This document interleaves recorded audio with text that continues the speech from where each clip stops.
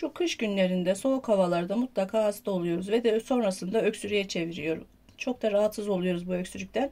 Bunun için arkadaşlar böyle bir yöntem daha varmış. Hani bunu da deneyebilirsiniz. Biraz böyle süt koyuyoruz, bir çay bardağı kadar. 2 taneye yakın böyle ceviz kırıyoruz içerisine. Biraz da bir tatlı kaşığı kadar da bal koyacağız. Sonrasında bunu ocakta pişireceğiz arkadaşlar, ama kaynatmayacağız. Böyle sadece bir ılıklık olacak. Kaynatmadan altını söndürsek ocağın iyi olur. Sonrasında bunu arkadaşlar yiyeceğiz. Ve de öksürüğümüz şıp diye kesilecek inşallah Allah'ın izniyle. Böyle bu yöntemi de deneyebilirsiniz. Aklınızda bulunsun hanı.